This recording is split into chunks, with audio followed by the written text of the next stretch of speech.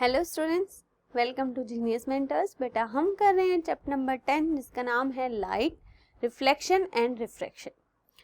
ठीक है, सो चैप्टर का मीनिंग आपको समझ आ गया नेम का, यानी रिफ्लेक्शन कब होता है या लाइट क्या है। लाइट जो है एक फॉर्म ऑफ एनर्जी है। क्या है? एक फॉर्म ऑफ एनर्जी है जो किसी भी सरफेस से टकरा के या तो बाउंस बैक हो जाती है या फिर टकरा के किसी दूसरे मीडियम में चली जाती है। अगर टकरा के उसी मीडियम में वापस लौट आती है तो उसे हम क्या बोलते हैं? रिफ्लेक्शन। ठीक है, और अगर टकरा के दूसरे मीडियम में चली जाती है तो उसे हम बोलेंगे रिफ्रैक्शन। ठीक है, सो रिफ्लेक्शन एंड रिफ्रैक्शन में यही डिफरेंस है। सो हम पढ़ रहे थे कि reflection through plane mirror, spherical mirror. So spherical mirror में हमने कॉनकेव और कॉन्वेक्स मिरर के बारे में पढ़ा था कि कॉनकेव मिरर कौन से होते हैं। कॉनकेव मिरर जो कि कर्व्ड होते हैं इनवर्ड, ठीक है, और कॉन्वेक्स मिरर जो कर्व्ड होते हैं आउटवर्ड। ठीक है, जैसे कि आप चम्मच जो यूज करते हो घर में, अगर जिस साइड से आप खाना खाते हो, है ना, जो सीधी चम्मच अगर आप पकड़ोगे उसमें फेस देखोगे तो आपको इमेज उल्टी दिखती है। वो कौन सा मिरर है आपका? Concave mirror. और अगर आप उसको उल्टा साइड से लोगे तो वो किस तरीके से काम करेगा? कॉन्वेक्स मिरर की तरह। क्लियर है बेटा? सो कॉनकेव मिरर कर्व्ड इनवर्ड और कॉन्वेक्स मिरर कर्व्ड आउटवर्ड। अब इन मिरर के अंदर इमेज की फॉर्मेशन कैसे होगी? ठीक है, मैं आपको बता दूं कि ये यहाँ टकराई ये रे और रिफ्लेक्ट होके चली गई, ऐसे आपको नहीं समझ आएगा। तो उसके लिए हमें क्या करना पड़ेगा? उसको डायग्रामेटिकली रिप्रेजेंट करके दिखाना पड़ेगा। ठीक है, मतलब अगर मैं उस चीज का डायग्राम आपको दिखा दूं तो आप समझ जाओगे। जैसे छोटे बच्चे को कैसे याद कराया जाता है कि हैन है बेटा, है ना, तो पहले वो उसकी पिक्चर को याद करते हैं, देन बाद में उसे उसका नेम याद होता है।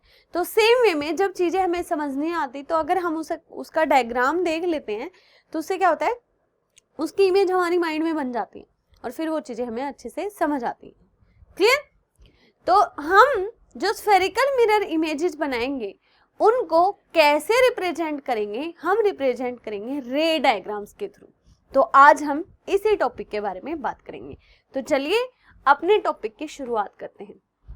Representation of images formed by spherical mirror using रे डायग्राम। कि जो भी स्फेरिकल मिरर है, चाहे कॉनकेव हो या फिर कॉन्वेक्स हो, वो किस तरीके से उनके अंदर इमेज की फॉर्मेशन होगी, हम उसे कैसे रिप्रेजेंट करेंगे? रे डायग्राम को यूज करके। अब रे डायग्राम का मीनिंग क्या है? डायग्राम तो मतलब हमने मिरर बना दिया और यहाँ से लाइन लगाई और बन गया डायग्राम। तो रे डायग्राम के अंदर हम रे का इस्तेमाल करेंगे। तो रे क्या होता है? रे जो है एक लाइन है, ठीक है, और वो लाइन जिसका एक एंड हमें पता है, उसका सोर्स हमें पता है कि ये यहाँ से ओरिजिन हुआ है इसका।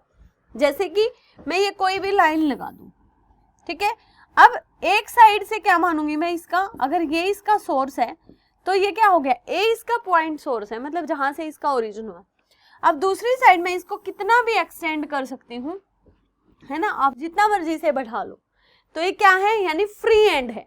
तो एक ऐसी लाइन जिसका एक एंड तो फिक्स होता है और दूसरा एंड कैसा होता है? फ्री होता है, तो उसे हम क्या बोलते हैं? रे। समझ आ गया? क्लियर है? सो ray is a part of line having one fixed point and other point does not have an end. जिसका एक पॉइंट फिक्स होता है और दूसरे पॉइंट का कोई किनारा नहीं होता, मतलब नो फ्री एंड, जितना मर्जी आप उसे एक्सटेंड कर सकते हो, तो उसे हम क्या बोलेंगे? रे। क्लियर है यहाँ तक? अब कॉन्वेक्स और कॉनकेव मिरर में रे, मान लो ये रे आ गई, ठीक है, इस मिरर से टकराई, टकरा के कहाँ जाएगी? ठीक है, मतलब अब इसमें है, टकरा के यहाँ से रिफ्लेक्ट हो गई, या हम इसे ऐसे मानेंगे। तो इनके अंदर किस तरीके से इमेज की फॉर्मेशन होगी, कहाँ दो लाइनें आपस में टकरा रही हैं, तो ये सारा क्या होगा?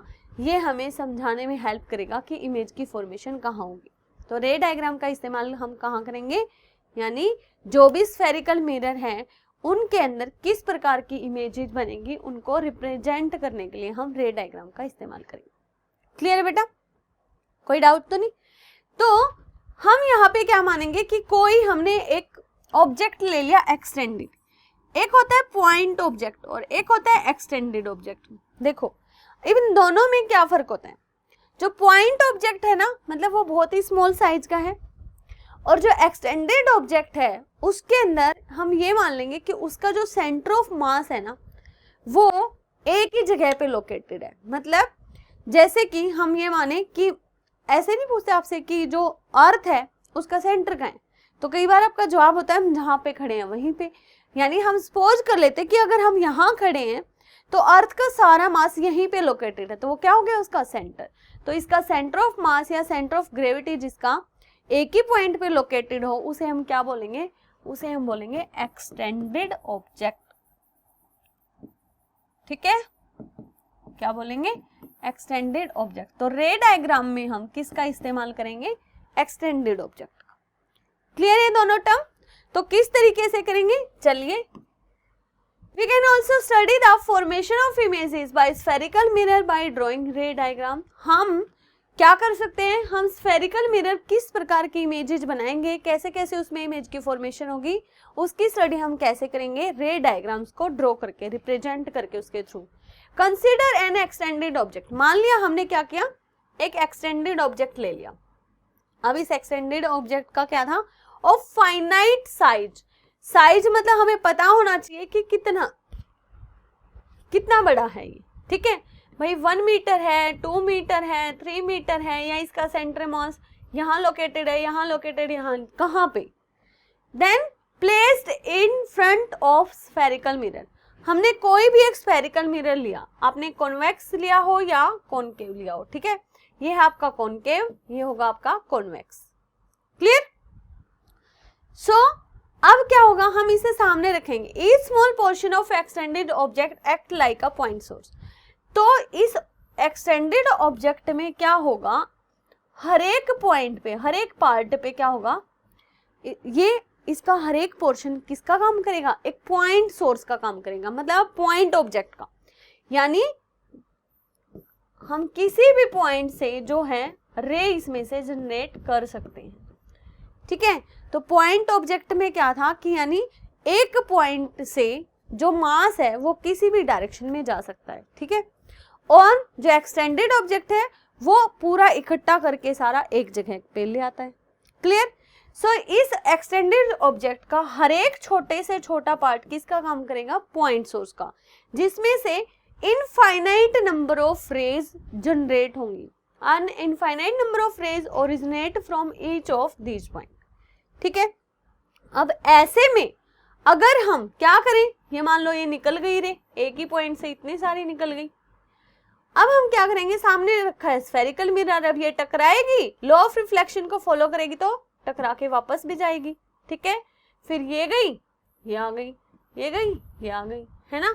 हमें नहीं पता किस डायरेक्शन में जा रही। ऐसे तो क्या होगा, ऐसे तो हम इसे रिप्रेजेंट कर ही नहीं पाएंगे, नहीं कर पाएंगे ना। So to construct the ray diagrams in order to locate the image of an object, an arbitrarily large number of rays emanating from a point could be considered। तो क्या हुआ, हम ऐसे मान लेते हैं। ठीक है, क्या मान लिया कि एक ही पॉइंट से बहुत सारी लार्ज नंबर ऑफ रेज क्या हो रही है, इमिनेट हो रही है, मतलब रिलीज हो रही है, जनरेट हो रही है, प्रोड्यूस हो रही है। ठीक है, अब देखो सबका ओरिजिन सेम है, तो हम अगर कोई भी रे लेंगे, कोई भी 2 या 3 रेज अगर हम लेंगे तो क्या होगा, अब उन सबका सोर्स तो सेम है, तो इसी प्रकार से हर एक टाइप की रे रिफ्लेक्ट होगी जैसे वो 2 होंगी, है ना।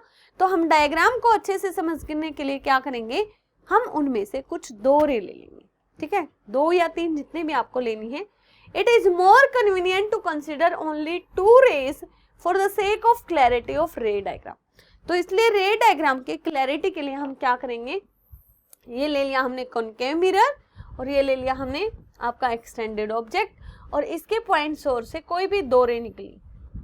ठीक है, so these rays are so chosen that it is easy to know their direction after reflection from the mirror. तो हम इस तरीके से चूज करेंगे। ये रहा, देखो ये रहा आपका प्रिंसिपल एक्सिस, हमने ऑब्जेक्ट को इसके ऊपर रख लिया। अब रे गई, टकरा के वापस हो गई। दूसरी रे जो है ये है सेंटर। ठीक है, सेंटर से गई, सेंटर से ही वापस आ गई। ठीक है, तो क्या हुआ, मतलब ऐसी होनी चाहिए रे जो मिरर से टकरा के हम उनकी डायरेक्शन को पहचान सके, ठीक है। So intersection of at least two reflected rays give the position of image of point object.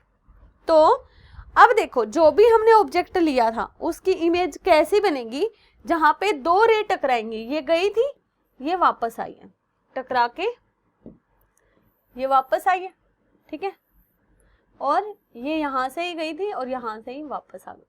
तो क्या हुआ, ये दोनों जहां पे मीट कर रही है, इस पॉइंट पे मीट हो गई, तो यहाँ पे क्या बन जाएगी, आपके ऑब्जेक्ट की इमेज की फॉर्मेशन होगी। क्लियर है? So any two of the following raise can be considered for locating the image.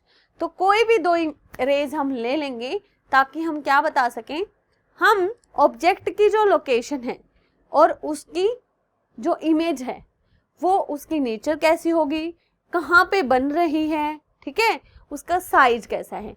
तो क्लियरली इन चीजों को समझाने के लिए हम क्या लेंगे, दो रेज का इस्तेमाल करेंगे। क्लियर? कोई डाउट तो नहीं? तो कौन सी रे टकरा के किस रास्ते से आएगी, पहले हम उसे समझ लेते हैं और देन हम बढ़ेंगे आगे। सो a ray parallel to principal axis, पहले हम क्या लेंगे, हम एक रे लेंगे, पहले हमने लिया मिरर, ये हो गया आपका कॉनकेव मिरर और ये होगा आपका कॉन्वेक्स मिरर, ठीक है। तो हम क्या करेंगे, ये होगा, अब क्या लिया, अरे पैरेलल टू प्रिंसिपल एक्सिस, तो पहले हमें क्या पता होना चाहिए, इसकी प्रिंसिपल एक्सिस पता होनी चाहिए, है ना। तो ये होगी आपकी प्रिंसिपल एक्सिस, ठीक है, हो गई। अब क्या हुआ, अब ये रे आई, इसके पैरेलल आई, आ गई। अब जो ये रे है जो प्रिंसिपल एक्सिस के पैरेलल है, वो क्या करेगी, वो टकरा के कहाँ जाएगी, टकरा के ऐसे रिफ्लेक्ट हो जाएगी, ठीक है। ये रहा आपका सेंटर, तो इस तरीके से टकरा के रिफ्लेक्ट हो, तो जहां पे रे इंसिडेंट हुई है यहाँ पे, ठीक है, तो इसके परपेंडिकुलर जो लाइन होती है वो क्या होती है आपकी, नॉर्मल। पढ़ चुके हो ये तो लॉ ऑफ रिफ्लेक्शन में, ठीक है। ये हो गई आपकी इंसिडेंट रे और ये हो गई आपकी रिफ्लेक्टेड रे, समझ आ गई। तो इसलिए ये जिस पॉइंट पे प्रिंसिपल एक्सिस को कट करेगी उसे हम क्या बोलते हैं, प्रिंसिपल फोकस।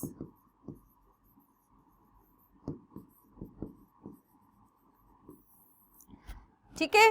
सो इन कॉनकेव मिरर क्या होता है, जो रे प्रिंसिपल एक्सिस के पैरेलल आएगी वो मिरर से रिफ्लेक्ट होके कहां से होके जाएगी, प्रिंसिपल फोकस से होकर कुछ, समझ आ गया। इन case of convex mirror, convex mirror में क्या होगा, रे आई, ठीक है, इसका जो सेंटर है वो बिहाइंड द मिरर होगा, तो ये फोकस हो गया आपका, ठीक है।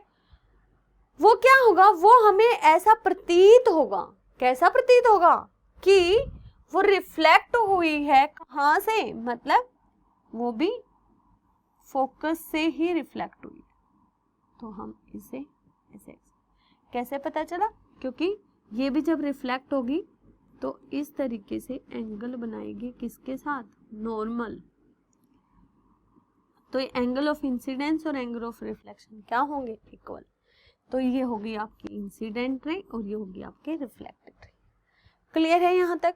सो a ray parallel to principal axis after reflection will pass through the principal focus in case of concave mirror or appear to diverge from the principal focus in case of convex mirror।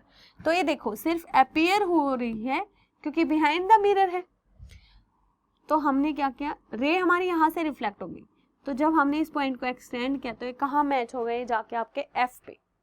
इसलिए हमें क्या पता चला कि ये principal focus से ही ये वाली रे रिफ्लेक्ट होकर आई। क्लियर है, कोई डाउट।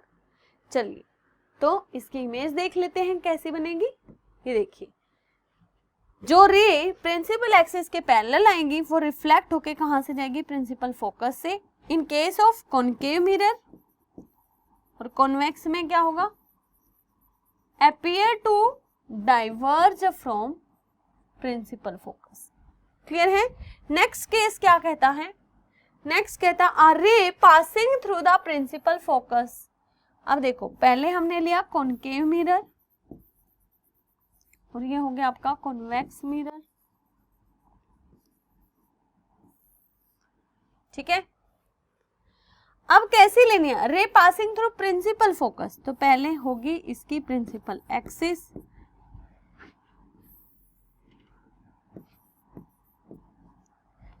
ये रहा आपका सेंटर, ये रहा आपका फोकस।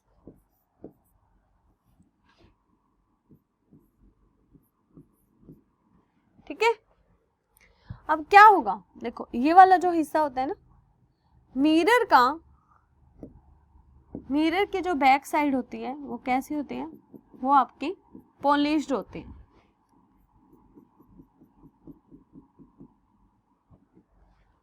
ठीक है। तो जो रे कहां से गुजरेगी, प्रिंसिपल फोकस से गुजरेगी, वो टकरा गई, टकरा के क्या होगी, अब वापस जाएगी ना, ये ऐसे ही क्या होगा, जो रे अपीयर हो रही है कहां पे, कि टकरा रही है किससे, फोकस से, टकरा के कहां जाएगी, प्रिंसिपल एक्सिस के पैरेलल। ये हो गई आपकी इंसिडेंट, ये हो गई रिफ्लेक्टेड, ये हो गई आपकी इंसिडेंट और ये हो गई रिफ्लेक्टेड। क्लियर है। कैसे पता चला, क्योंकि ये रही आपकी नॉर्मल और ये दोनों रहे एंगल इक्वल। तो हर एक केस में क्या हो रहा है, हर एक केस में लॉ ऑफ रिफ्लेक्शन फॉलो होगा। ठीक है। सो जो प्रिंसिपल एक्सिस से पास होगी वो कहां जाएगी, in concave mirror or a ray which is directed towards the principal focus in convex mirror after reflection emerge parallel to the principal axis। तो क्या हो जाएगी, प्रिंसिपल एक्सिस के पैरेलल है ये भी और ये भी। ठीक है। सो हमने दो केस देखे कि जो रे प्रिंसिपल एक्सिस के पैरेलल आती है वो फोकस से जाएगी और जो फोकस से जा रही है वो प्रिंसिपल एक्सिस के पैरेलल चल जाएगी। दोनों केस याद हो गए, दोनों अपोजिट हैं। क्लियर है। चलिए ये रही आपकी फोकस से जाने वाली रे और ये रिफ्लेक्ट हो गई, ये रही appear to diverge from focus. ठीक है। और ये हो गई रिफ्लेक्ट। क्लियर। चलिए नेक्स्ट केस है आपका passing through centre of curvature of concave mirror और directed in direction of centre of curvature in convex mirror. क्या होगा, ये रहा कॉनकेव, ये रहा आपका कॉन्वेक्स।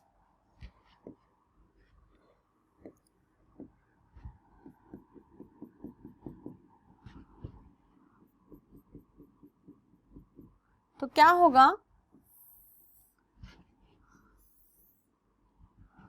अब ये रहा आपका सेंटर ऑफ कर्वेचर, ये फोकस,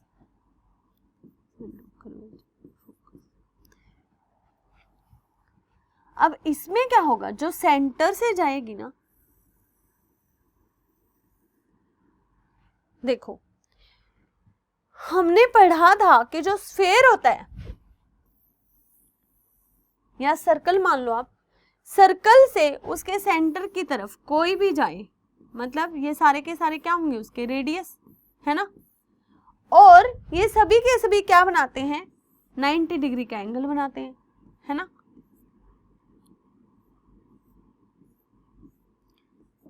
तो सेम इस केस में मिरर से जब ये टकराएगा, सेंटर से होके जाएगा, तो सेंटर से मिरर के बीच क्या हो गया, ये रेडियस हो गया। ठीक है। तो अब ये 90 डिग्री का एंगल बना रहे, तो क्या हो जाएगा, मतलब परपेंडिकुलर है, परपेंडिकुलर है तो हम इसे क्या बोलेंगे, नॉर्मल। और नॉर्मल के साथ साथ जो रे जाएगी वो क्या होगी, वो नॉर्मल से ही वापस लौट जाएगी।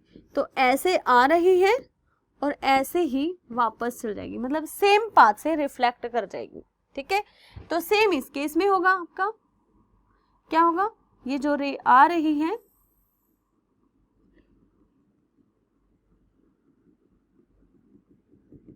ठीक है, ये अपीयर होगी कि कहां से रिफ्लेक्ट होकर आई है, सेंटर से ही।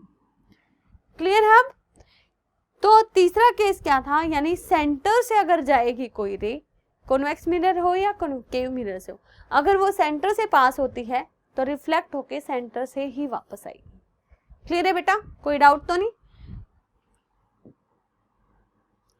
सो ये रहा, देखो सेंटर से जाने वाली रे सेम पाथ फॉलो करेगी, ये रहा सेम पाथ, ये कॉन्केव के केस में और ये कॉन्वेक्स के केस में। नेक्स्ट है आपका a ray incident obliquely to the principal axis. अब हम क्या करते हैं, यानी ये रहा आपका कॉन्केव मिरर और ये रहा आपका कॉन्वेक्स मिरर।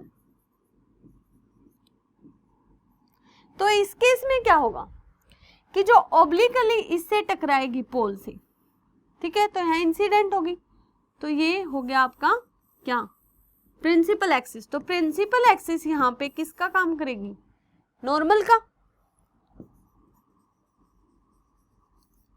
तो जितना एंगल ये होगा उतने ही एंगल से ये रिफ्लेक्ट हो जाएगी, ठीक है। तो कहाँ टकराएंगी, ये पोल पे। तो प्रिंसिपल जो रे है अगर वो पोल से आके टकरा रही है तो पोल से ही रिफ्लेक्ट हो जाएगी। तो जो प्रिंसिपल एक्सिस है वो उसके लिए किसका काम करेगी, नॉर्मल का। क्लियर है? सो इन सभी केसेस में क्या, ये कैसे आ रही है, ऑब्लिकली आ रही है, तो जाएगी कि कैसे, ऑब्लिकली ही जाएगी, स्ट्रेट नहीं जाएगी। So a ray incident obliquely to the principal axis towards a point P और pole of the mirror on the convex concave mirror और convex mirror is reflected obliquely. So the incident and reflected ray follow the law of reflection at the point of incidence. तो क्या कर रही है, ये law of reflection को follow कर रहे हैं ना। यहाँ पे इंसिडेंट हुई, angle I is equal to angle R, और इंसिडेंट, नॉर्मल और reflected ray all lie in the same plane. तो हमने क्या पढ़े, हमने 4 केसेस पढ़े, making equal angle with the principal axis. तो इन चारों केसेस में क्या था, पहला केस ये था कि अगर कोई रे प्रिंसिपल एक्सिस के पैरेलल जाती है तो टकरा के कहाँ से होकर जाएगी, वो प्रिंसिपल फोकस से। अगर कोई रे प्रिंसिपल फोकस से पास थ्रू होती है, वो रिफ्लेक्ट होने के बाद कहाँ जाएगी, वो प्रिंसिपल एक्सिस के पैरेलल चल जाएगी।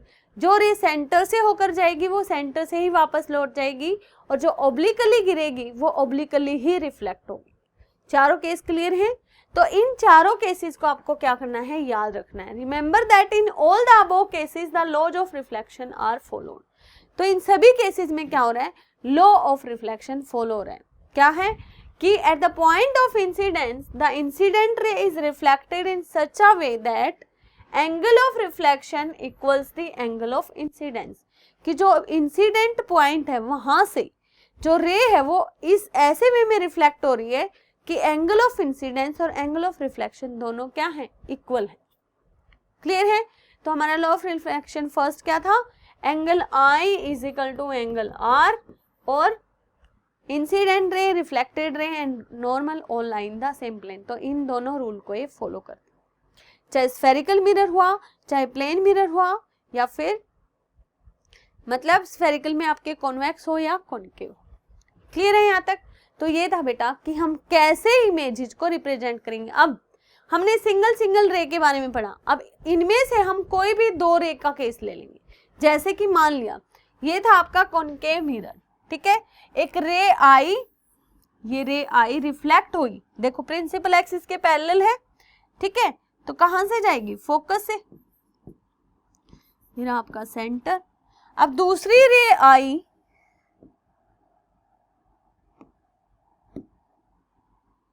कहां से आ रही है, ये है आपके, यानी ऑलरेडी वो कहां से जा रही है, फोकस से। तो ये क्या करेगी, ये रिफ्लेक्ट होके प्रिंसिपल एक्सिस के पैरेलल चल जाएगी। तो जो आपकी जो इमेज है ना ऑब्जेक्ट की, कहाँ बनेगी, जहां पे ये दोनों लाइन इंटरसेक्ट करेंगी। तो ये रही ऑब्जेक्ट की इमेज। तो कॉन्केव मिरर के केस में इमेज कहाँ बन रही है, आपकी मिरर के बिल्कुल सामने। अगर सामने बन रही है फ्रंट ऑफ द मिरर तो क्या होगा, रियल इमेज होगी। बट कैसी है, नीचे की तरफ बन रही है, उल्टी है, तो रियल एंड इन्वर्टेड इमेज की फॉर्मेशन होती है। सो आप डायग्राम को देख के आप आसानी से समझ गए कि किस तरीके से रियल और इन्वर्टेड इमेज की फॉर्मेशन हुई। तो ऐसे ही हम कॉन्केव और कॉन्वेक्स मिरर में डिफरेंट पोजीशन पे रख के ऑब्जेक्ट को अलग अलग इमेज की फॉर्मेशन के बारे में समझ सकते हैं बाय यूजिंग रे डायग्राम। क्लियर है? सो अभी के लिए इतना ही बेटा, नेक्स्ट क्लास में करेंगे हम next topic. Thank you, have a nice day, good luck for your exam.